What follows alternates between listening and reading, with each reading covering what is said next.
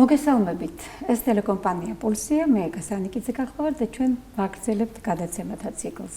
მე დიდია, რომლის საახალწლო ეთერში დღეს ყავს ძალიან საინტერესო სტუმარი, ქალბატონი ნატა ხეჩუაშვილი, რომელიც არა მარტო ექიმი რადიოლოგი, არამედ პოეტი, უმღერალი, კომპოზიტორი გახლავთ.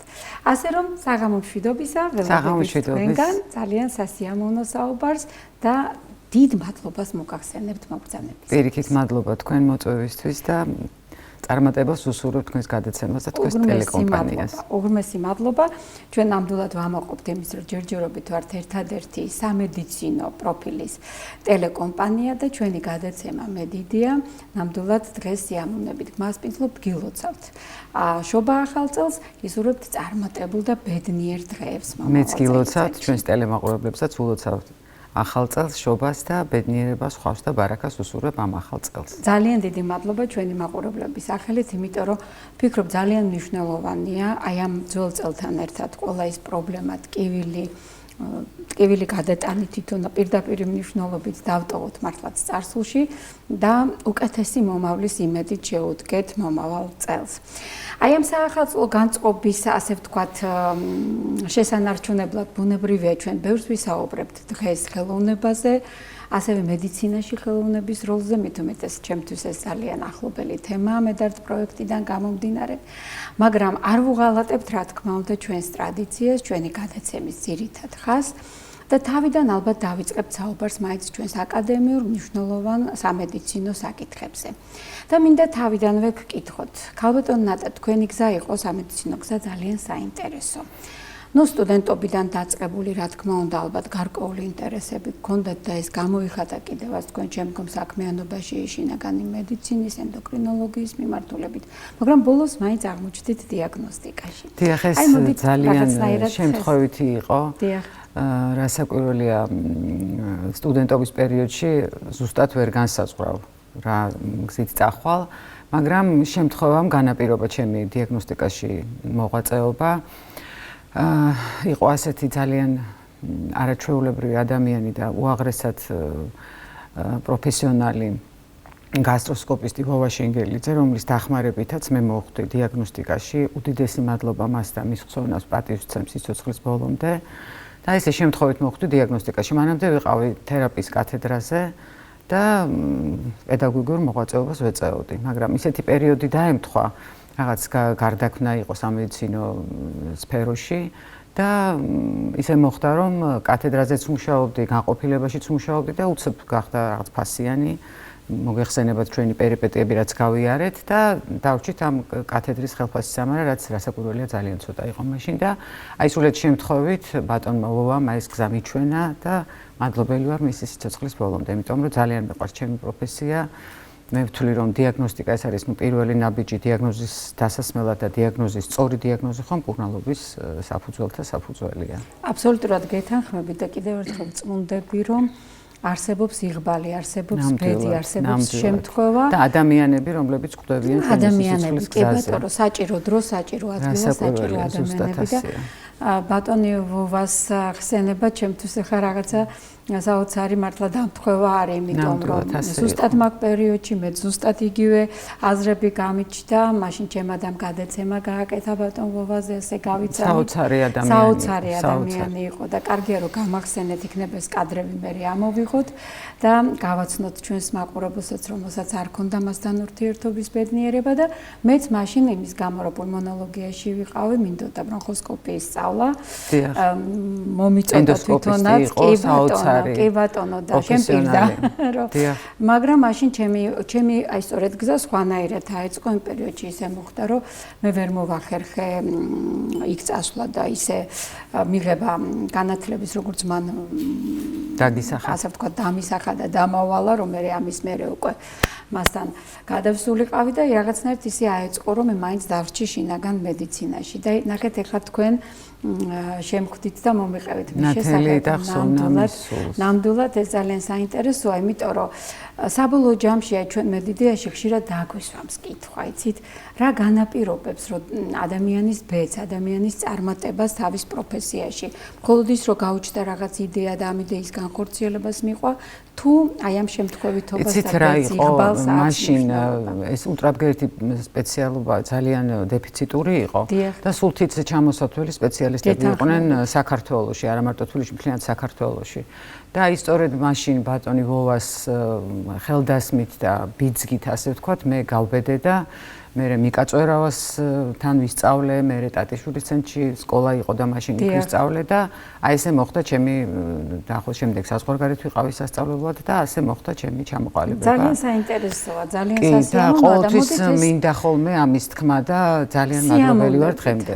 სიამოვნებით, იმიტომ რომ ჯერ ერთი ძალიან კარგი თვისება ადამიანის, როდესაც პედაგოგები არ ავიწყდება. როდესაც ის ადამიანები არ ავიწყდება, რომელმაც მას გზა გაუკვალა და ნამდვილად ეს ძალიან სასიამოვნოა და ასე დაწყება. სწავლება ძალიან მიყვარს. მე სულ ვამბობ, რომ ის ადამიანი, ვისაც სწავლა უნდა, მაინც ისწავლის და მე მირჩევნია, რომ ჩემგან ისწავლოს და ახსოვდეს, რომ ჩემგან ისწავლა, თქვა, ძალიან სასიამოვნო რამს ახლა, იმიტომ რომ ეს თქვენ პიროვნებასაც ახასიათებს, მაგრამ ეთყობა ჩვენ რო გვასწავლიან და გზას გაგვიკვალავენ, მე ჩვენც გვიჩნდება სურვილი იგივე გავაკეთოთ, როცა ამის მე ყოველ შემთხვევაში ასე ვარ. ძალიან სასიამოვნოა ასე დაწყება ჩვენი საუბრის და მე მინდა გავყვეთ ამ ხას. თქვენ ახსენეთ ნამდვილად ქართული მედიცინის ძალიან საუკეთესო წარმომადგენლები იმ პერიოდის და ზოგადად 90-იანი წლების სიმძიმეც და მეც მახსოვს პირველად რომ შემოვიდა ულტრაბგერითი კვლევა, იმიტომ რომ ჩვენი სტუდენტობის დროს ეს ფაქტობრივად არ იყო, ნაკლებად იყო და მერე უკვე და მეც მქონდა ბედნიერება პირველად მენახა, როცა შემოვიდა კარდიოეკოგრაფიაც კი, იმიტომ რომ მაშინ მომიწია ექცნად მუშაობდა ბატონი დავით ულდიანის კათედრას და არ დამავიწყდება ეს ჩვენი გაუგნება, როცა პირველად უყურებდით ამ აპარატს და მის შესაძლებლობებს და მოდით ბარემ ამ ხას გავყვეთ.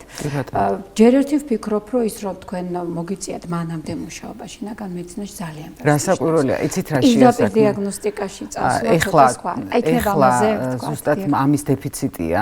ეხლა თქვენ ახსენეთ, რომ შინაგანი მედიცინის სპეციალისტი ბრძანდებით და ეს ძალიან დეფიციტური გახდა ეხლა, იმიტომ რომ არის ვიწრო სპეციალიზაცია და ეს ცოტა ხელს უშლის სპეციალისტებს, რომ ზოგადად განვითარდნენ და ჩვენს დროს ჩვენ ისეთი სკოლა გვაქვს გავლილი სამედიცინო უნივერსიტეტში, მაშინ სამედიცინო ინსტიტუტი იყო და ეს ზოგადი განათლება მე პირადად ძალიან მეხმარება თერაპიის კათედრაზე პედაგოგი რომ ვიყავი და ის თუნდაც ის ყველანაირი გამოკვლევის მეთოდი ვიცოდი, პროპედევტიკა იყო თუ ფიზიოლოგია იყო თუ ანატომია იყო, იმას ისევ სწავლობდით ჩვენ. კლინიკურ გამოკვლევას რო ეძახდით. შემდეგ კლინიკაში მუშაობაც ძალიან დამეხმარა იმაში, რომ როდესაც პაციენტი შემოდის, მე მხოლოდ კვლევას არ ვატარებ, მე მას ვესაუბრები, ჩივილებსაც ვეკითხები და ასე შემდეგ და ეს ყველაფერი შემდეგ მოდის ერთთლიან სისტემაში და ეხმარება ინტუიციურად, პარალელურად და თან გამოცდილებაც რასაკვირველია და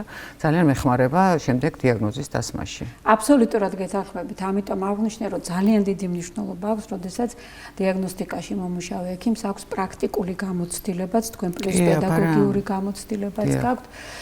იმ ორგანოების, ასე ვთქვათ, დაავადებათა ცოდნაში და მკურნალობაში, რომელიც უნდა მერე ეხოსკოპიურად ნახოს. და აი აქვე აღნიშნა, მოდით ჩვენ მაყურებელს ორი სიტყვით უთხრათ რახან მე იდეაში ვართ, როგორ გაჩნდა ზოგადად იდეა, რომ ულტრაბგერა გამოეყენებინათ სამედიცინო დიაგნოსტიკაში, იმიტომ რომ ჩვენ ხშირად ვაკავშირებთ ხოლმე სხვადასხვა ეს ისეთი არაინვაზიური და ისეთი უსაფრთხო მეთოდია, რომ თავიდანვე ძალიან დიდი გამოხმაურება პოვა ამ მეთოდმა და ძალიან ფართოდ დაინერგა შემდეგ სამედიცინო პრაქტიკაში და თანდათან ძალიან სწრაფად და ძალიან განვითარდა. თანამედროვე ულტრაბგერითი აპარატები არის საოცარი, თანდათან უფრო იხვეწება და შემოდის, გარდა იმისა, რომ გარჩევადება აქვს, შემოდის კიდე ახალ-ახალი კიდე მეთოდები, აი მაგალითად ელასტოგრაფია, რომელიც ძალიან ფართოდ ინერგება უკვე.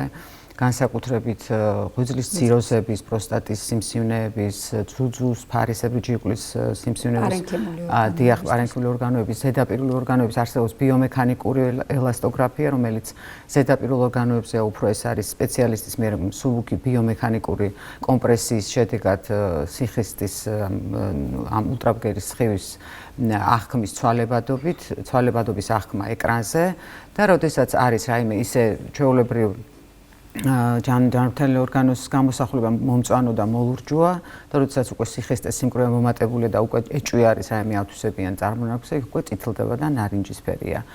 ამას გარდა არის ძალიან ბევრი ახალი მეთოდი, აი მაღალი სიხშირის გადამწოდებია შემოსული, რომელიც დერმატოლოგიაში გამოიყენება, კოსმეტოლოგიაში, ასევე ზედაპირული კანის ძალიან ისეთი ნაზი წარმონაქმნების დიაგნოსტიკაში და ამასაც ძალიან დიდი მნიშვნელობა აქვს. ასევე არის კოსმეტიკურ მედიცინაში, ესთეტიკურ მედიცინაში, აქაც სისხლძარღვების, კუნთების რუკა იხაზება და რომ არ მოხდეს რაიმე გართულება, არ მოხდეს სისხლძარღვში, ნერვში და არ მოხდეს მერე არის ფაციალისები და უამრავი დაზიანებები, რომელსაც ამასაც ძალიან დიდი სპეციალისტი ჭირდება, ძალიან განათლება და დახვეწა ამაში და ეს ულტრაბგერა მაღალი სიხშირის გადამწოდით ძალიან ეხმარება ესთეტიკურ მედიცინას. ნუ აი ესეთი თანამედროვე ტენდენციებია ამჯერად. ძალიან დიდი მადლობა, ვფიქრობ ჩვენი მაყურებლისთვის ეს ძალიან საინტერესოა და ბევრი ჩვენი კოლეგისთვისაც, იმიტომ რომ სწორედ თუ რამე მე პირადად ყოველთვის მომხრე ვარ ნატურალური სილამაზის, მაგრამ რა თქმა უნდა, ასაკს თავისი პრობლემები მოაქვს და თუ როდის მე შემშინებია, ხო? ამას გარდა არის კიდევ ეს მაღალი სიხშირის გადამწოდით ულტრაბგერის დროს აი ამ ესთეტიკურ მედიცინაში ხდება იმ ადგილების დათვალიერება, სადაც აი ეს ფილერები არის შეყვანილი შეცდომით და იმისი ნიდაზების შეყვანით შემდეგ არის ფილერი გაანეიტრალოს, აი ამის შეყვანაშიც ულტრაბგერის კონტროლით ხდება ეს ყველაფერი და ეს ძალიან მაღალი დონის ესთეტიკური მედიცინა. ეს ხა საინტერესო რამ თქვით, იმიტომ რომ ესეთი ტიპის პაციენტებისათვის რომ თუნდაც ძალიან მნიშვნელოვანია, ბევრი ამასაც ეშინია ასეთი გართულებების, ვინც კარგად ვიცით ანატომია, ფიზიოლოგია და შემდგომ გართულებების ასე ვთქვათ რისკებს უფრო მეტ ყურადღებას ვაქცევთ, ვიდრე სარგებელს, რომელიც შეიძლება მივიღოთ ასეთი პროცედურებისგან, როცა გვეცოდინება, რომ არსებობს ასეთი კონტროლის, მონიტორინგის მექანიზმები, ალბათ უფრო ადვილად შევძლებთ კი ბატონო და ეს კარგია, ეს ამხრივ, რომ დობა და რაღაცა სურვილი მეტია უკვე და ანუ იცი ზუსტად სად რას აკეთებ. რა თქმა უნდა და ეს კარგია ექიმისთვისაც და კარგია პაციენტისთვისაც, იმიტომ რომ თამამა წავა ასეთ პროცედურაზე, მაგრამ აქ ჩდება სხვა იდეაც, რომ თუ ჩვენ ვისაუბრებთ უკვე გარკვეულწილად რეგულირებაზე ამ დარგის, აქ შეიძლება ჩაიდოს სწორედ მონიტორინგი და შესაბამისად ეს ახლა მომავლის მე ვფიქრობ ასეთი პერსპექტივა ჩდება უკვე და გარდა ამისა მე მინდა აღვნიშნო რომ და მაყურებელს უთხრათ ის რომ ჩვენ ვართ 21 საუკუნეში მაღალი კი არა უმაღლესი ტექნოლოგიების ფაქტობრივად ეპოქაში და ეს ერთის მხრივ კარგია, იმიტომ რომ ძალიან იხვეწება მედიცინა, მაგრამ მეორის მხრივ ძალიან აწვირებს მომსახურებას და შესაბამისად ჩვენ უკვე თანდათანობით მივდივართ იმ პრობლემასთან, რასაც ქვია დაფინანსება სამეცნიერო მომსახურების. აი ესეთ პირობებში მე ვფიქრობ, კიდევ უფრო მეტ ასე ვთქვათ მნიშვნელობას იძენს ულტრაბგერითი გამოკვლევა, როგორც გაცილებით, აი მასობრივად ხელმისაწვდომი და გაცილებით იაფი. აი ამ კუთხით თუ შეიძლება შევაფასო და კიდევ ერთხელ ჩამოვთვალოთ. ნამდვილად ასეა, რადგან ეხლა შემოდის კიდევ ერთი მეთოდი, ეს არის კონტრასტირებული ულტრასონოგრაფია, კონტრასტის შეყვანის შედეგად. და არსებობს კიდე 3D და 4D ულტრასონოგრაფია, რომლის გამოყენებითაც ჩვენ შეგვიძლია ისევე როგორც გინეკოლოგიური ორგანოების, ასევე მუცლის ორგანოების კონტრასტირება ასევე საშვილოსნოს ანომალიების გამოკვლევა, რასაც MRT, მცირე მეჯისყვის MRT კვლევის ალტერნატივაა. ამ დროს ჩვენ დიაგნოსტირებთ საშვილოსნოს, ორმაგ საშვილოსნოს, არის ხოლმე ორი სხეული, ორი ყელი, წგიდე, პოლიპები, მცირე ზომის პოლიპები საშვილოსნოს ხრუში და ენდოცერვიკალურ არხში და აი ამ ყველაფრის დიაგნოსტიკისთვის ძალიან წინ წავიდა ულტრასონოგრაფია ამ ეტაპზე და უწევს ალტერნატივა ხდება მცირემეჯისხუს MRT-ს კვლევის. ზოგიერთ პაციენტს შიში აქვს MRT-s კვლევის და ვიღაცას უკუჩვენება და შესაძლებელია რომ ამის ალტერნატივა დაიდოს. ძალიან შემდგომი რაღაცა და ამიტომ ვერ იკეთებს MRT კვლევას ეს მე მგონი არსებობს კიდე მილების გამოკვლევა ასევე კონტრასტირებული ჰიდროსალპინგოგრაფია ულტრასონოგრაფიული მეთოდით და ესეთი და როგორც სხვა შემთხვევებში შეიძლება ამას შეიძინოს არა მარტო სადიაგნოზო, რომელიც სამკურნალო ეფექტიც, იმიტომ რომ ზოგჯერ კონტრასტის შეყვანით შეიძლება გაიხსნას ის შეხორცებები, თუ ეს არ არის ძალიან მყარი და გარკვეულწილად შემთხვევებიც გარკვეულწილად მოგვცეს ასეთი ამ პროცედურის მერე დამდგარა ორსულობა. ეჭვი არ მეპარება, იმიტომ რომ ჩვენ გვიყვარდა ხოლმე თქმა, მაგალითად ჩვენ დროს იყო ცარცე ძახდნენ, მაგრამ ბარიუმით კვლევა იყო რა თქმა უნდა და ქონია შემთხვევა, როდესაც არა მარტო სადიაგნოზო, რომ გარკვეული სამკურნალო ეფექტიც მოუწია, იმიტომ რომ როდესაც კი ბატონო, თავისი ტოქსინები და ასე შემდეგ. კი ბატონო, გასტროენტეროლოგი ვიყავი ადრე ბადურაჭველიშვილის კათედრაზე. ой, რას ბძანეთ, თქვენ ძალიან საინტერესო ისტორია ქონიათ. მოდით მაშინ რახან სიტყვა მოიტანა, ჯერ ერთი ძალიან დიდი მადლობა იმ მოხილვისთვის, რაც გაგვიკეთეთ, დარწმუნებული ვარ, ბევრისთვის სიახლე იყო ულტრა ბგერითი გამოკვლევის ასეთი ასე ვთქვათ, წინსვლა და პროგრესი.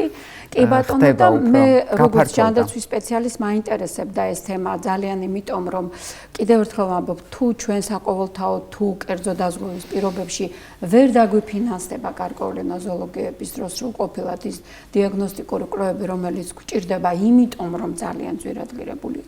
ჩვენ ახლა უკვე გვექნება იმედი, რომ გარკვეული ალტერნატივა თანამედროვე ულტრაბგერითი სხვათა შორის ბოლო დროს იყო რამდენიმე შემთხვევა, როდესაც მაინც წავიდა პაციენტი MRT კვლევაზე და შემდეგ მობრუნდა და ჩემთვის უთქვამთ რომ აი სულ ტყუილად წავედი MRT-ზე და ზუსტად იგივე პასუხი მივიღე. ანუ საიმედოა, საიმედოა, ამას რა თქმა უნდა გამოცდილებაც თან ემატება, აი ეს ძალიან მნიშვნელოვანია სპეციალისტის გამოცდილება და ყველა კვლევას რა თქმა უნდა თავისი ჩვენება აქვს, თავისი უკუჩვენება აქვს, თავისი მიზანი აქვს. ულტრაბგერას არ აქვს მაგრამ როდესაც ხო, აი არანაირი, სწორედ ამას ვამბობ, როდესაც ამ გულისხმობ სწორედ MRT-ს და CT-ს და PET-ს და ასეთ მაგალ ტექნოლოგიურ კვლევებს, რა თქმა უნდა იმას თავისი ადგილი აქვს, მაგრამ აი განსაკუთრებით მნიშვნელოვანი ალტერნატივა ულტრაბგერითი კვლევა, დიახ.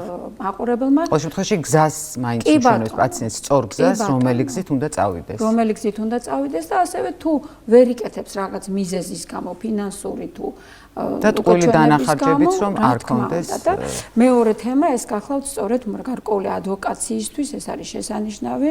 თუ ვერ ფინანსდება მაგალ ტექნოლოგიურ კვლევა რაღაც მიზეზით სახელმწიფოს მხრიდან, როგორც ვთქვით, ან კერძო დაზღვევის მხრიდან, ნება და იბოძონ მაშინ და დააფინანსონ ალტერნატიული, ასე ვთქვათ, კვლევები, რომელიც მეტნაკლებად მიგვიყვანს უფრო ზუსტ დიაგნოზამდე და ვფიქრობ, ეს უკვე ძალიან საინტერესო. მივახორდებით უფრო კი ბატონო, საინტერესო კავშირია შესაძლებლობის და დაფინანსების. კი ბატონო. ხელმისაწვდომობაზე როცა ვსაუბრობთ, იმიტომ რომ ეს სწორედ ამ საახალწლო განწყობისთვის მინდა რომ შემოვიტანოთ დადებითი და დავაიმედოთ ჩვენი მაყურებელი, რომ ინფორმაციული და გეოგრაფიული ხელმისაწვდომობის გარდა მას ფინანსური ხელმისაწვდომობა უნდა გქონდეს მაღალი დონის სამეცნიერო სერვისებისადმი და აი თქვენ ახსენეთ ძალიან საინტერესოდ უკვე არაერთი ჩვენი კოლეგა და მინდა რაღაცა გარკვეული მოგონება შეიძლება გაქვთ საახალწლო განწყობას, რაც მოუხდება მათთან მუშაობის შინაგან მედიცინაში თუ გასტროენტეროლოგიაში თუ ენდოკრინოლოგიაში. რა თქმა უნდა ჩემი ასე ვთქვათ მოღვაწეობის დასაწყისი ფანტასტიკური დრო იყო, ну რა თქმა უნდა ძალიან ახალგაზრდა ვიყავი მაშინ და ბადურაჭველიშვილმა მასწავლა ძალიან ბევრი რამ, გარდა იმისა რომ მედიცინაში მასწავლა ბევრი რამ, ძალიან ესეთი სწორი მიდგომა პედაგოგიური მუშაობის. ის ისეთი პედაგოგი იყო და ისეთი ლექციები ჰქონდა რომ აი სამაგალითო იყო და უნდა მემახსოვრება მისი აი თითოეული ლექცია, თითოეული გამოსვლა და ყველა ის რჩევა, რომელიც მას მოუწია ჩემთვის. ჩემი დისერტაციის ერთ-ერთი რეცენზენტი იყო და ძალიან კარგად მახსენდება კი მეც ის პერიოდი და უკარგესი ადამიანი და საოცრად განათლებული. მე რახან თქვენ ასეთი გიმართლებდათ ცხოვრებაში, ყოველთვის კარგი პედაგოგები, მენტორები და კოლეგები გვხვდებოდათ და რახან ასეთი მიმართულებით საუბრობთ, მე მინდა გკითხოთ როგორ ფიქრობთ, მაინც რა განაპირობებს აი ასეთ კარგი ექიმის სახელს?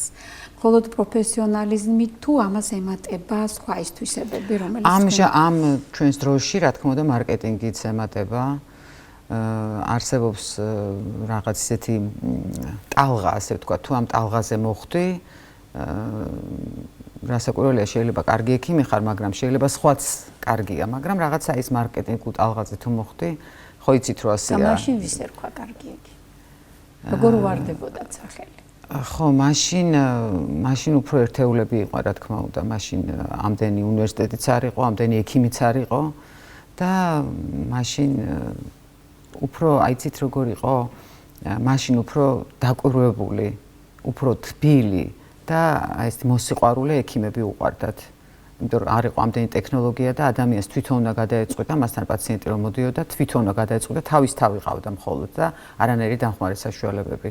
ერთადერთი ხა შეიძლება სისხლის ანალიზს თუ გააკეთებდა და ასე შემდეგ, რაღაც პატარა ინსტრუმენტულ კვლევას, დანარჩენი სულ თვითონ იყო და სწორედ ეს იყო განსაზღვრელი. მეც ამიტომ ვკითხეთ, რომ თავისი ცოდნის და გამოცდილების იმედზე უნდა ყოფილიყვნენ. კი, ნამდვილად, რომ აი ცოდნის გამოცდილების და გარკვეული ნაკითხობის და სწავლის და ტექნიკური კი სულ წიგნებში იყო ახლა რომ შევდიოდი ბაჰადურ აჭურიშვილთან, წიგნებში არ ჩანდა ხოლმე ადამიანი. ნამდვილად მე ვფიქრობ, რომ აი სითბო, ყურადღება, სწორი კომუნიკაცია, ზოგადი განათლება, ერუდიცია აძლევდათ ამის საშუალებას და ეს ყველა არ მიკითხავს, იმიტომ რომ თქვარი ხიდი მინდა გავაკეთო ახლა ჩვენი პირველი ნაწილიდან მეორე ნაწილზე ჩვენი გადაცემის, იმიტომ რომ იცით აი ეს ადამიანობა, ეს რაღაცა ემოციური ინტელექტი მოდი ესე ვთქვათ, გარდა სუფთა ტექნიკური სამედიცინო ცოდნისა და რა თქმა უნდა იმ ინტელექტისა, რომელიც ზოგადად და ერუდიციისა, რომელიც შეიძლება ადამიანს ჰქონდეს განათლებიდან გამომდინარე.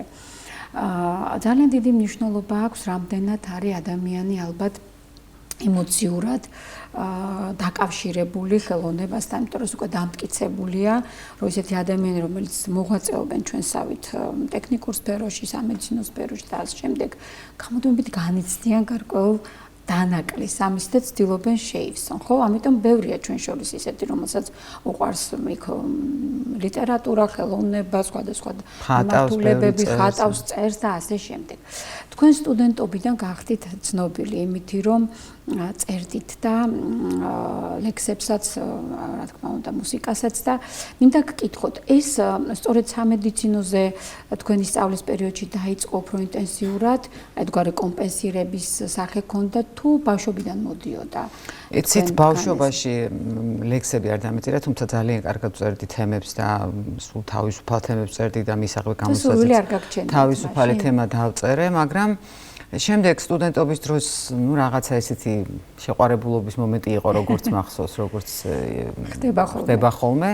მაგრამ ეს განაპირობა კიდე იმან, რომ მე ჩემს ჯგუფში შემხვდა საოცარი ადამიანები შემხვდნენ, რომლებიც მღეროდნენ და ჩვენ შევქმნით ტრიო და აი ამ ადამიანებმა ჩემმა უახლოესმა მეგობრებმა დღემდე გვანცამ და თათიამ და მაიამ შემდგომში უკვე კვარტეტი გვაქვს ჩვენ და განაპირობეს ის, რომ სრულიად კომპენსირდა ჩემი ის დანაკლისი, რასაც ანუ იყო რაღაც მომენტი, რომ შეიძლება თქვა ხელოვნებას გავყოლოდი თუ არ გავყოლოდი, მაგრამ მე მაინც მედიცინა ავირჩიე და აი ეს დანაკლისი შემივსო აი ამ მომენტმა და მთელი სტუდენტობა სცენაზე ვიდექი, მე უკვე დავიწყე ლექსების და ამღერებული ლექსების, ასევე ჩემს სიმღერებს ასევე ძახი მე და ამის შექმნა და აი ამ შემივსო ზუსტად ეს დეფიციტი ამ მეგობრებმა. ანუ სიმღერით დაიწყო მაინც და მე გაჩნდა სურვილი ალბათ რომ ლექსებიც დაგეწერათ, იმიტომ რომ სიმღერებად ლექსებით დავიწყე და მე ავამღერე ეს ლექსები. გასაგებია. ნუ რა თქმა უნდა, იმათთან ერთად სხვა სიმღერებს ვეროდი. კი, ყველაფერი ერთად. კი. ძალიან სასიამოვნო, ანუ რაღაცა აფეთქდა. კი, აი ესე იყო ზუსტად. კი, და აქეთ ლექსების წერას მიყევით ხელი, იქით უკვე სიმღერაზეც გადაერთეთ, მაგრამ მუსიკა როდის დაწერეთ? სხვათა შორის მუსიკა დავწერე, ჩვენ მქონდა შრომითი სემესტრი. დიახ, გურიაში გახდი. კი ბატონო. და აი იქ დავწერე პირველი სიმღერა. არა, საოცარია ეს, ისე იგი მაინც უფრო ახალგაზრდა. იქაც მეგობრებთან ერთად ვიყავი და სულ იქ რაღაც საღამოებს ვატარებდი და რაღაც ღონისძიებებს და ორგანიზატორი ვიყავი და ნუ მოკლედ ძალიან აქტიური ვიყავი ყოველთვის და იქაც ესეთი აქტიური და კი, სულ და ნუ მე ეხაც ეგრე ვარ. სულ მე ვარ წინ და სულ ყველს მე ვიყოლია ყველაფერში. ხო, რა თქმა უნდა, როდესაც ადამიანი ოჯახშიც ასე ვარ. სხვასაც გადასცემს ამ განწყობას და ხასიათს. მე მაინტერესებს თქვენ თუ შეგიძლიათ ახლა რაღაცნაირად გაიხსენოთ ან ახლა გადაანალიზოთ ხელახლა რა მოგცათ იმან, რომ თქვენ სტუდენტობის წლებში ეს ახალი ასე ვთქვათ გზა თუ სივრცე გაგეხსნათ. ეს რო არ ყოფილიყო, არ ვიცი, შეიძლება და არც დავრჩენილიყავი სამეცნიერო უნივერსიტეტში მართლა ესე იყო. იმიტომ რომ ჩვენი სტუდენტობა იყო დღესასწაული. კი. აი იცით რა იყო პირველად რომ ხა სამეცნიერო ინსტიტუტში მოწყობა ხა ჩვენ დროს ხო გახსოვთ რაც იყო და რომ ჩავირიცხეთ ხო ხა რომ გავიცანი ჯგუფელები და რაღაცები და მე ისეთი ის მივიღე რაღაცა სხვანაირი წარმოდგენა რომ გაქვს და სულ სხვანაირი რამე რომ დაგხვდება. ანუ მთელი პირველი სემესტრი იყო ჩვენი გადაადგილება თან მაშინ სამეცნიერო უნივერსიტეტის დიდი კორპუსი იყო ხანძრის შემდეგ დაზიანებული და მთელ ქალაქში გვიწევდა ბოდიალი ამ კათედრებზე. აი ამ პერიოდში ვსწავლობდი მე. და ნუ აი რაღაცას ისეთი რაღაც დამხვდა ამ სამეცნიერო ინსტიტუტში, რომ საერთოდ რო არ ველოდი, რა საერთოდ სხვა რაღაცას ველოდი, მაგრამ აი ამ მეგობრულმა გარემომ და მეგობრების არაჩვეულებრივი ჯგუფი მყავდა და დღემდე სულ ერთად ერთ-ერთი ოჯახი ვართ და ამან განაპირობა ის, რომ ესეთი სულ სავსე და დღესასწაული სტუდენტობა მქონდა, აი ფეერვერკის სტუდენტობა. ეს ძალიან სასიამოვნოა, იმიტომ რომ დღეს ჩვენ სტუდენტებს რო ვეუბნებით, რომ საჭიროა ცოტა უკვირთ და აი არა, ნუ მაშინ რას ლაპარაკობთ, მაშინ იყო სტუდენტური დღეები და ყოველ წელს იყო დიდი კონკურსი, რომელი ფაკულტეტი გაიმარჯვებდა. ნამდვილად. ჩვენს და პედიატრებს და ფარმაცევტებს ხოცვა-შლეტვა იყო, რა სამბო. კი ბატონო. კი ბატონო, და ვფიქრობ ეს ძალიან კარგია რომ აღვნიშნეთ, იმიტომ რომ თუ ეხლა გვისმენენ ჩვენი მომავალი კოლეგები და სტუდენტები ალბათ დაფიქრდებიან იმაზე, რომ ყოველთვის არცალია ძალიან ბევრს მეცადინეობენ მესმის, იმიტომ რომ ბევრს ძალიან დიდი მიზანი აქვს და ამ შემდეგ, მაგრამ აი სწორედ იმიტომ რომ იმასას მიაღწიონ და არ გადაიწვან ამდენი ინფორმაციის მიღება, დამახსოვრება, გადამუშავება, პრაქტიკაში გამოყენება ძალიან რთული პროფესიაა და მე ვფიქრობ, რომ რაღაცნაირი განტვირთვის მიზნით, შევსების მიზნით საჭიროა. მე ვარ სტუდენტური ჰიმნის ტექსტის ავტორი. ой, რას ბძანებთ? აბა მომიყევით ახლა ეს ამბავი როგორ მოხდა? მაშინ იყო კომკავშირის CK ასე ვთქვათ და მაშინ ზაზა შენგელია იყო ამის უფროსი. და დაგვიძახეს მაშინ ახალი დამთავრებული მქონდა უნივერსიტეტი და გია მაჭარაშვილმა შექმნა მუსიკა, ნეში დავწერე ტექსტი და დღემდე სტუდენტური ჰიმნი არსებობს. ой, რას ბძანებთ? მე ვიცი ეს ჰიმნი რა თქმა უნდა და არ ვიცოდი რომ თქვენი იყო და ძალიან მიხარია.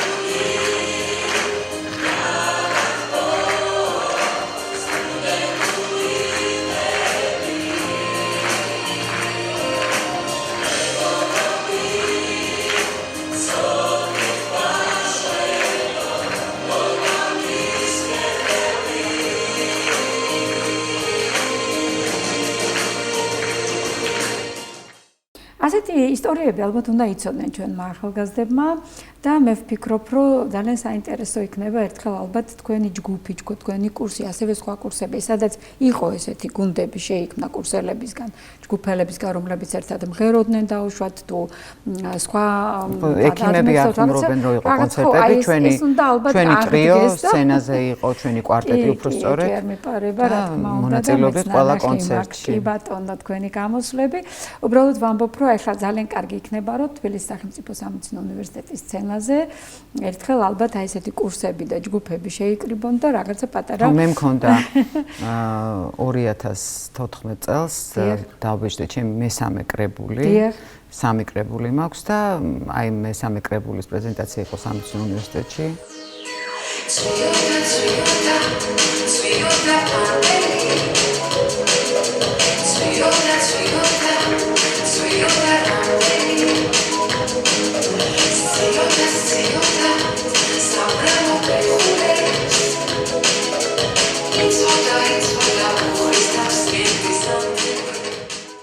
საოცარი საღამო მომიწყო სამედიცინო უნივერსიტეტმა და ძალიან კარგი პრეზენტაცია იყო.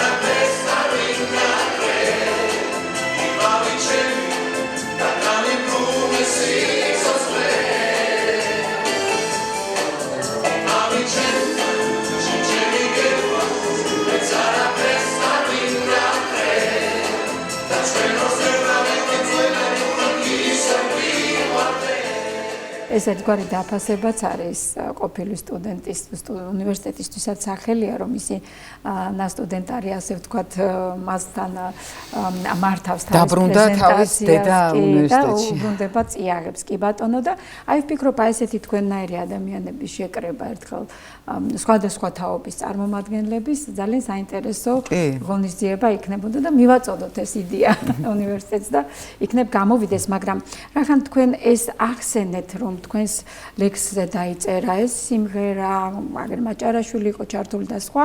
მე მინდა რომ გავიხსენოთ ბატონი გოგი ცაბაძეც. იმიტომ რომ შეიძლება ჩვენმა მაყურებელმა არ იცის, მაგრამ მე ვიცი რომ თქვენს ლექსზე დაწერილი აქვს მას. კი ბატონო, ლექსებზე სიმღერა. აი მოგრუყოთ იქნებ როგორ ხო, ცოტა შორიდან უნდა დავიწყო, იმიტომ რომ მე მყავდა ჯგუფელი გოგლიკა ჩოგოვაძე. რომელიც ტრაგიკულად დაიღუპა 1993 წელს. ეს იყო აი ეს ტიმ სევერინი რომ ჩამოდიოდა და გემზე სამი ბიჭი რომ გარდაიცვალა. ერთ-ერთი იყო გოგლიკა ჩოგოვაძე. ეს იყო საოცარი, უნიჭიერესი, ულამაზესი, უჭკვიანესი, უკეთილშობილესი ადამიანი, რომელიც იყო ბატონ გიორგი ჯიბლაძის შვილიშვილი. აკადემიკოს გიორგი ჯიბლაძის. და როდესაც ამ გოგლიკამ წაიკითხა ჩემი ლექსები, წაუღო ბაბუამის და ბაბუამის წააკითხა. ბაბუამის, ნუ არ ვიცი რატომღაც ძალიან მოეწონა და დამიბარა მასთან. ой, რას ბძანი. დიახ, და მაშინ გავიცანი გიორგი ჯიბლაძე, რომლის ესეებზე და ნარკვევებზე ვიყავი გაზრდილი და თემებს ვწერდი ხოლმე მისი დახმარებით.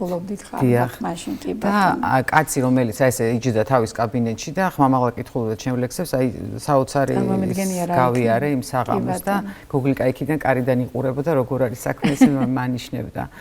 და სამწუხაროდ აი ამ შეხვედრის მერე რაღაც რამდენიმე თვეში გოგლიკა გარდაიცვალა და ამ გარდაცვალების 40 რომ გავიდა ბატონმა გოგი ჯიბლაძემ დამიბარა და გამომაყოლა თავის დივანი და არც ვიცოდი, ხა წარმოიდგინეთ 19 წლის ბავშვი ვიყავი და სად მივდიოდი ისიც არ ვიცოდი და გამაგზავნა დროშის რედაქციაში და იქ დამხვდა ბატონი ხუტა ბერულავა. ой, რას ბძანი. რომელიც უზარმაზარი კაბინეტი ჰქონდა და ესე შორიდან რომ წამოხდა ეს ამხელა კაცი და გამოქანდა და ჩამეხუტა და მადლობას მიხდიდა და ვერაფრით ვერ მივხვდი, ეხა რატომ მიხდიდა მადლობას და მე მითხრა რომ მადლობას გიხდები, იმიტომ რომ გოგი ჯიბლაძემ დაბეჭდა ჩემი პირველი ლექსი იმაშიო, კომუნისტშიო, გაზეთ კომუნისტშიო, თავის დროზეო და რა უნდა ეთხოვაო ჩემთვისო, რომ მე ეს არ დამებეჭდაო და მითხრა, ჩემი შვილიშვილის უკანასკნელი სურვილი უნდა შემისრულო და რომ წავიკითხეო ლექსებიო, თქვენიო და რომ ნახეო, რომ ღირსეული იყო დაბეჭდვისო, ამაზე გიხდი მადლობას, რომ მე არ დამჭირდაო, რომ მისთვის უარი მეთქვა, ან რაიმე ჩემს სინდისთან კომპრომისზე წავსულიყავე და ასე დაიბეჭდა ჩემი ლექსები დროშაში. შემდეგ დროშიშვილობის მეძახდნენ და ძალიან ხშირად იბეჭდებოდა ხოლმე ჩემი ლექსები და აი ამ ჟურნალში წაიკითხა ზუსტად გოგი ცაბაძემ ეს ჩემი ლექსები და იქ მაშინ დაწერა დიახ ორი სიმღერა რომელსაც ერთს თვითონ ასრულებდა სხვათა შორის კონცერტზე მიმიწვია თვითონაც ამ შესრულების პრემიერის დროს და სცენაზეც ამიყვანა და ნუ აი საოცარი ადამიანები შემხვდნენ და შემდეგ მეორე სიმღერაზეც ვიმუშავეთ ის იყო ფოთლის აღსარება პირველი სიმღერა და მეორე მე ვერავიდან განშორებას რომლის პრემიერაც რამდენიმე წლის წინ ბატონმა კახაცაბაძემ ჩაატარა ბატონი გოგის 100 წლის თავის იუბილე და იქ იყო პრემიერა ამ მეორე სიმღერის და აი ესეთი ისტორია იყო. და ლამაზი და ძალიან ემოციური ისტორიებია. ხარო ვიძახი ხოლმე რომ გოგი ცაბაძეს აქვს არჯერა არავის არჯერა ხოლმე მაგრამ არა მე ამიტომ კითხეთ სწორად მინდა რომ ჩვენმა მაყურებელმა იცოდეს არ შეიძლება ასეთი ისტორიები არ ვიცოდეთ ერთმანეთს შესახებ მესმის რომ ზოგჯერ ადამიანი თავდაბლობის გამო ხა ყველგან ამას რა თქმა უნდა ხა ყვებოდეს მაგრამ რომ არ გეკითხათ არ სწორდება რა თქმა უნდა ამიტომაც ვიკითხე იმიტომ რომ იცით რა ეს ხომ უკავშირდება არა მარტო თქვენს ისტორიას რაც თავისთავად ძალიან დიდი ნათელი წერტილია ხოლმე ასეთი რაღაცები ჩვენს ცხოვრებაში, მაგრამ ეს უკავშირდება იმ ადამიანების მოგონებასაც, რომელთაც ესეთი საოცარი სითბო და კეთილგანწყობა ჰქონდა განსაკუთრებით ახალგაზრდა ნიჭიერი ადამიანების. გაგრძელებაც ჰქონდა საკმაოდ ტრაგიკული, იმიტომ რომ ბატონო გოგიმ დამირეკა რაღაც პერიოდის მერე და მითხრა რომ რაღაც სიმღერას დავწერეო.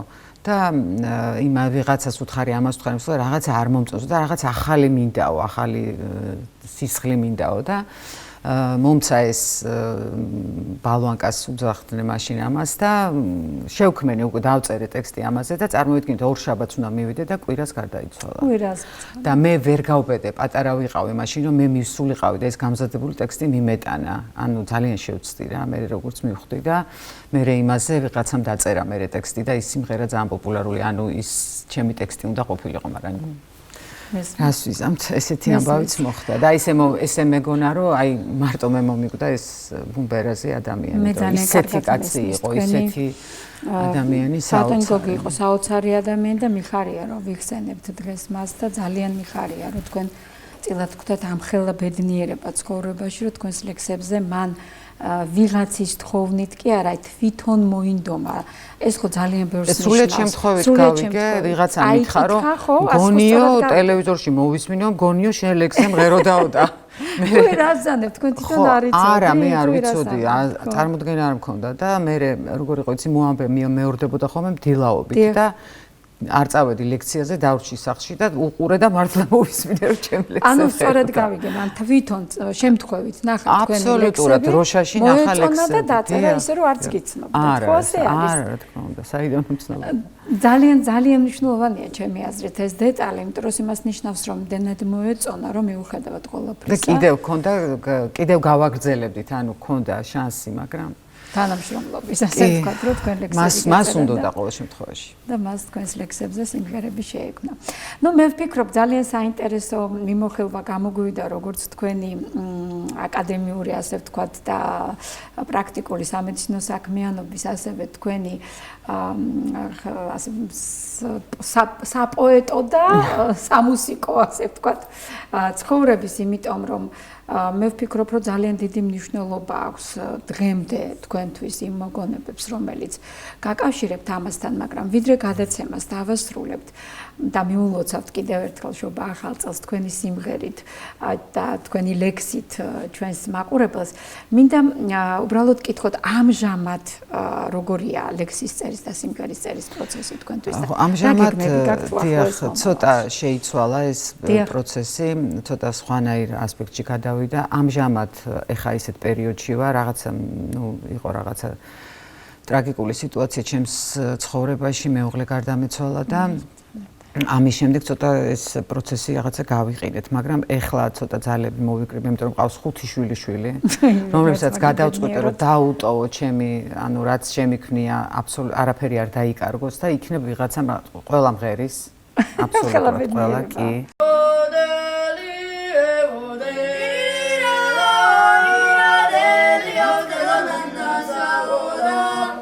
აი თქვენ ახლა შვილიშვილები ახსენეთ და ძალიან სასიამოვნოა იმის მოსმენა, რომ ისინი მღერიან და ასეთი გულშემატკივრები არიან თქვენი შემოქმედების და ამიტომ გავბედავ და კითხავთ ორიოდე სიტყვას თქვენ ოჯახთან დაკავშირებით. იქნებ შვილებზეც მოგვიყვეთ და იმაზეც თუ როგორ შეძელით, შეგეთავსებინათ აი ამდენი სამედიცინო კუთხით თუ ხელოვნების კუთხით თქვენი აქტივობა შვილების გაზრდასთან და ოჯახთან. სხვათა შორის ეს არ იყო ადვილი და მინდა ძალიან დიდი სიამაყით თქვა, რომ ჩემი შვილები ბავშვობიდანვე მეც შევეცადე და თვითონაც ხელი შემიწყოს იყვნენ ძალიან დამოუკიდებელი, ძალიან აზრიანი და ჭკვიანი ბავშვები და ასევე მუსიკაშიც და თავის პროფესიაში ძალიან წარმატებულები არიან. ჩემი შვილი ვანიკო დარასელი არის ეკოლოგი და ძალიან ჩართულია ეკოლოგიურ პროექტებში, ასევე არის მომღერალი და ანსამბლ თიების ერთ-ერთი წევრია და ერთ-ერთი ბურჯი და მისი შვილებიც არიან ამ თიებთან არსებული ეთნო მუსიკალური სტუდიის ამერიმერის მონაწილეები და სამივე მღერის და მოკლედ ძალიან გვიამაყება. კი, ქალიშვილი გვანცა დარასელია. საწყოლა ვიცნობთ და გვიყვარს. დიახ, ტელეწამყვანი ინფლუენსერი, რა ვიცი, ძალიან მაგარი დედა და თვითონაც ძალიან კარგად მღერის. და სულ აქვს ხოლმე სურვილი რომ ჩემ შვილებთან ერთად ვიმღერო და ისინი მაინც და მაინც დიდად არ მომყვებიან, მაგრამ მაინც ვცდილობდა მე და გვანცას დიახ ჩაწერილი გვაქვს რამდენიმე დუეტი და კიდევ ვაპირებთ და ჩემ შვილთან ერთადაც აი ამ სამედიცინო უნივერსიტეტში გამართულ საღამოზე ჩემ შვილებთან ერთად შევასრულეთ ჩემი სიმღერა, რომელიც ასევე შეგვიძლია რომ მოვისმინოთ.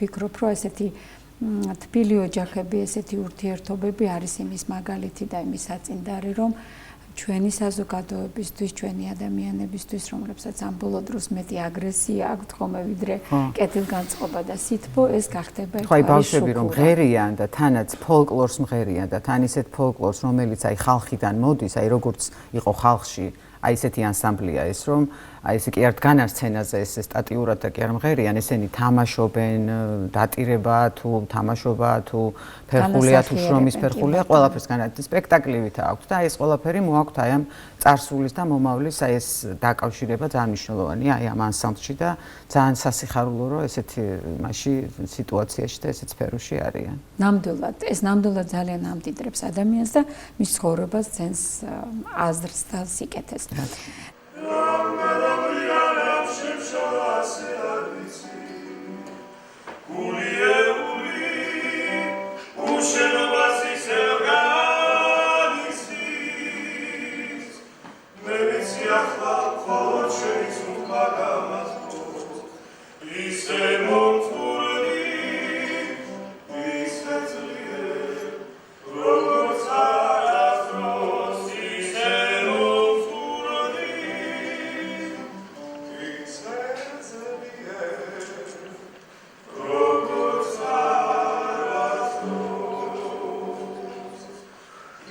ოთხი ბიჭი მყავს და ერთი გოგო და რო ისმენ ხოლმე ტატა ესე ჩენია, ტატას მეძახიან. ტატა ესე ჩენია და ანუ უკვირთა და ეხლა რადგან მომღერლები არიან, მუსიკალურები არიან ძალიან გადავწყვიტე და ეხლა სისტემაში მომყავს ეს ყველაფერი და ვიღაც ძალიან ცნობილმა მომღერლებმა გამოთქვეს ჩემი სიმღერების შესრულების სურვილი და ასრულებენ კიდევაც ვიღაცები, არიან ასეთები. გადავწყვიტე რომ ეს ყველაფერი მოვიყვანო სისტემაში და ასე ნელ-ნელა იქნებ სისტემაში მოყვანილი უფრო ადვილად აუცილებლად უნდა გამოვცე და რა თქმა უნდა მინდა ესეთი საიუბილეო არ მინდა ვთქვა, მაგრამ რაღაც საღამოს გაკეთება, სადაც აი ამ ჩემი სიმღერების ალბომს წარვადგენ. ძალიან დიდი წარმატება მინდა და გამართლება გისურვოთ ამ საქმეში, იმიტომ რომ მეც ვფიქრობ, რომ ადამიანმა რაც კი რამე მარგალიტები დაობნევია თავის ცხოვრების მანძილზე, ალბათ ერთხელ უნდა მაინც მოაგროვოს. ხო, აუცილებლად ხო. სხვათა შორის ძალიან გაფანტული მქონდა. ანუ რაღაც მე მომენტში გონია ადამიანებს ახასიათებს. არა ვარ ეგეთი, მაგრამ იცით რა, რომ გონია რომ აი თქვა ეს არ დაგავიწყდება და რომ მე გეთანხმებით. უცებ რომ აღმოაჩენ რომ მე აი სიტყვა აქ რა იყო, აღარ გახსოვს და რაღაცები და მე იმას დაურეკე ამ მეგობარს ფავს ესეთი ძალიან ესეთი მეგობრები და ზოგი ჩანაწერები და ზოგი მინდა ყველაფერი აღვადგინე და ძალიან ბედნიერი ვარ ამით. ეს ძალიან კარგი მოსასმენია, იმიტომ რომ რახან ასეთ გზას შევდექით, დარწმუნებული ვართ, რომ ეხლა არ მიატოვეთ, მით უმეტეს როცა შვილიშვილებია თქვენი мотивация და გისურვებთ, რომ ძალიან მალე გამოგეცებთ ჩვენი ალბომი და ვუსურვებთ ჩვენ მაყურებელსაც და საკუთარ თავს, რომ მალე ვისიამოვნოთ მისი მოსმენით. და ეხლა რას აჩუქებდით, საჩუქრად ჩვენს მაყურებელს, რომელი ლექსი გსურთ რომ წაგვიკითხოთ და ამაზეც ერთ ისტორიას მოგიყვებით. მოკლედ 91 წელს დავწერე ლექსი პასუხი კონსტანტინე ბატონს. არ ვიცი ეს ისტორია თქვენ იცით თუ არა. და ეს არ ვიცი. ხო და ეს ლექსი ჩემს პირველ კრებულშია შეტანილი და მის მერე ნუ არსებობს და ძალიან პოპულარული იყო. აი თუ გახსოვთ ჩვენი სტუდენტების დროს ბლოკნოტებში იწერდნენ ხოლმე ლექსებს. არა ლექსი მახსოვს რომ ეწერ, მაგრამ რატომ რასთან დაკავშირებით დაიწერა. და ესეთი რაღაცა მოხდა.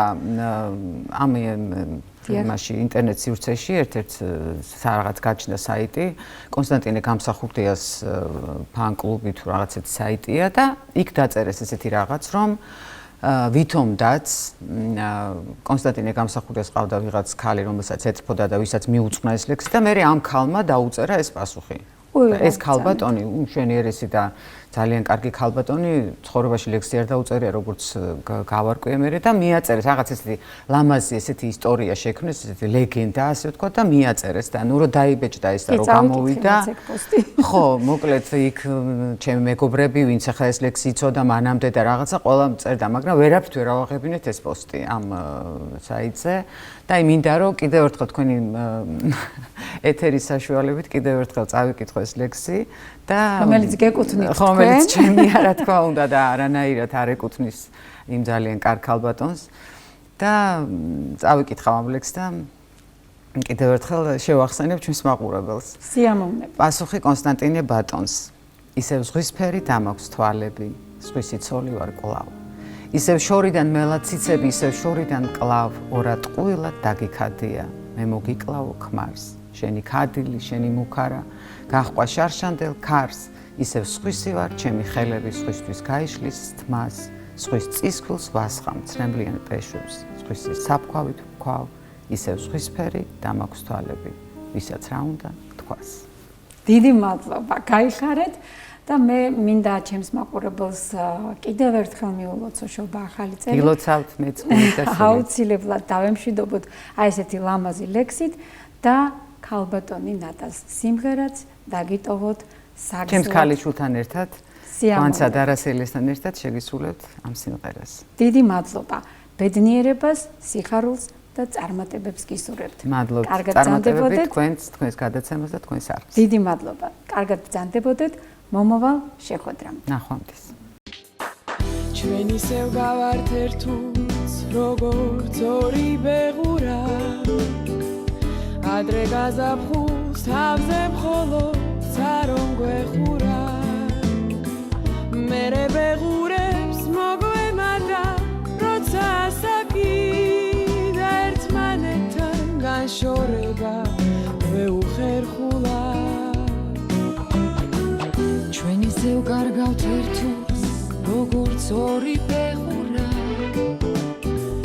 ჩვენ თუ დავკარგეთ ერთმანეთი ვიღამ გვიპოვოს ჩემთან იქნები დაგვნებდება გრძელი ზამთარი და როგორც უნდა თებერვალმა ისე ითოვოს ბავშვობა გახვება ქარს გაივლის ოცნების გზებს გარჩება ფეხურა ორი დარჩებით მე და შენ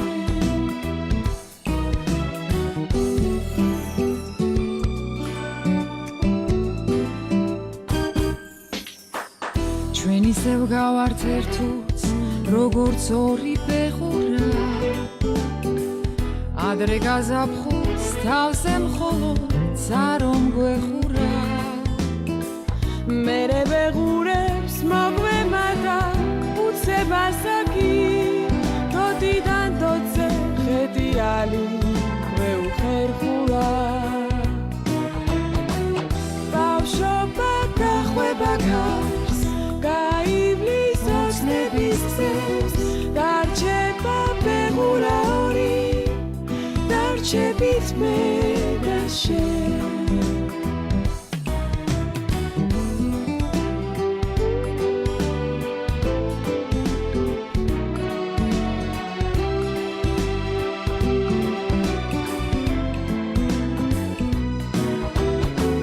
ბავშვობა გახვება ქარს გაივლის ოცნების გზებს დარჩება ფეხურა ორი დარჩებით მე და შენ